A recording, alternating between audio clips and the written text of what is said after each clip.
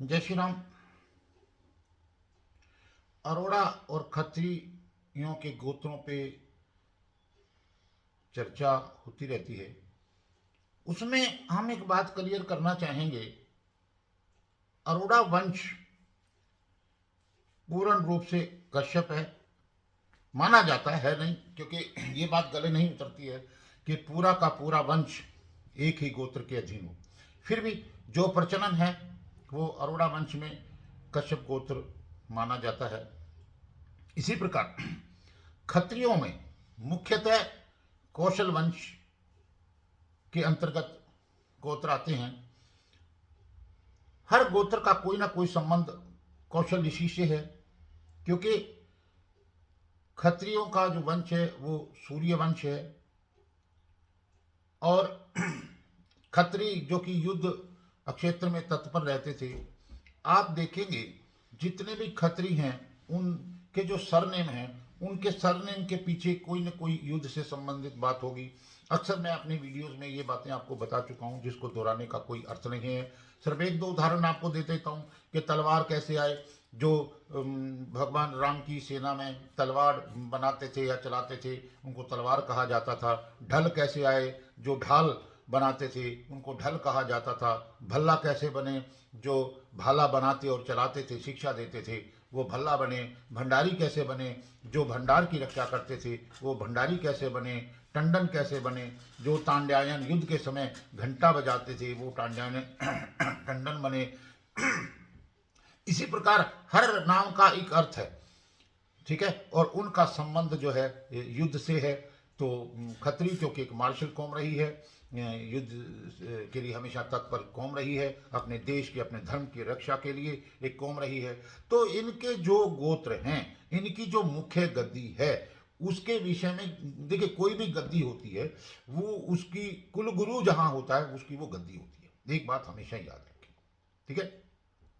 उस गोत्र का संबंध उस कुल गुरु से होना चाहिए, ठीक।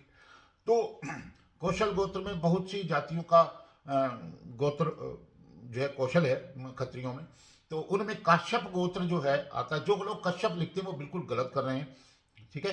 खत्रियों में कश्यप गोत्र नहीं होते हैं, खत्रियों में काश्यप गोत्र होता है, अरोड़ों में कश्यप गोत्र होता है, ठीक है। जब हम ऐसी गलती करते हैं तो हमें अपनी पूजा पाठ आदि का फल प्राप्त नहीं होता। इसलिए कभी भी गलत गोत्र का प्रयोग ना करें।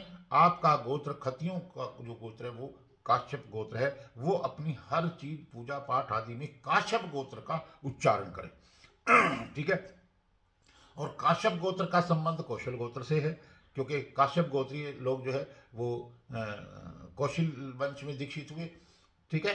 क्योंकि काश्यप गोत्र की या कश्यप की भी आपको कहीं गद्दी नहीं मिलेगी, कहीं कोई कुल देवी का स्थान नहीं मिलेगा, कहीं कोई कुल देवता का नहीं मिलेगा, कहीं कोई कुल गुरु का नहीं मिलेगा। इसलिए आप जो है अपने सही स्थान पर जाकर के अपने जीवन को सफल बनाएं। तो कौशल गोत्र का जो स्थान है, मतलब काश्यप गोत्र वाले खत्रियों का संबंध कौशल गोत्र से है।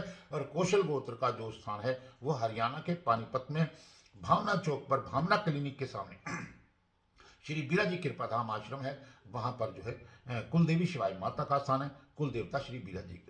देखिए 4600 सरनेम है खत्रियों के। सबका तो ये स्थान नहीं है, सबके अलग अलग स्थान हैं।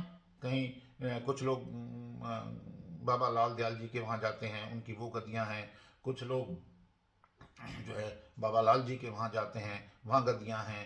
तो और भी गद्दियाँ हैं, मैं विशेष रूप से सबका नाम नहीं लेना चाहता, क्योंकि ये परंपरा गोत्रों के हिसाब से होती है। एक बात को हमेशा याद रखें, बेवजह इधर उधर मत धक्के खाएं, नहीं तो आपको ना तो कुलदेवी का लाभ प्राप्त होगा, ना कुल देवता का लाभ प्राप्त होगा, ना ही पितरों की शांति होगी।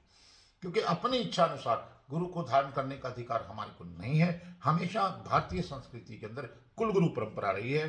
कुल गुरु स्थान पर आपको कुल देवी का स्थान मिलेगा, वहीं पर कुल देवता का स्थान मिलेगा, वहीं पर पितरों की शांति के लिए पितृ स्थान मिलेगा। इसलिए आप सभी अच्छे से अपने बारे में जानकारी प्राप्त करके, अपने गोत्र के बारे में जानकारी प्राप्त करके, अपने वंश के बारे में जानकारी प्राप्त करके सही स्थानों पर जाएं। सभी जिसका जो भी गोत्र है वो अपनी अपनी कुल देवियों पे जाएं, अपने अपने कुल गुरु देव के स्थानों पर जाएं। इधर उधर ना भटके। इधर उधर भटकने से सनातन धर्म की हानि होती है, हमारे विश्वास की हानि होती है, ठीक है, हमें सही मार्ग नहीं मिलता है और हम मार्ग भ्रमित हो जाते हैं, ठीक है ना। तो इस बात का आप विशेष ध्यान रखें। फिर ये बताना चाहूँगा कि अरोड़ा वंश कश्यप गोत्र के अधीन आते हैं और खत्री जो कश्यप लिखते हैं वो कश्यप नहीं काश्यप है, ठीक है। जय श्री राम, जय सीताराम, जय जय सीताराम, जय जय हनुमान।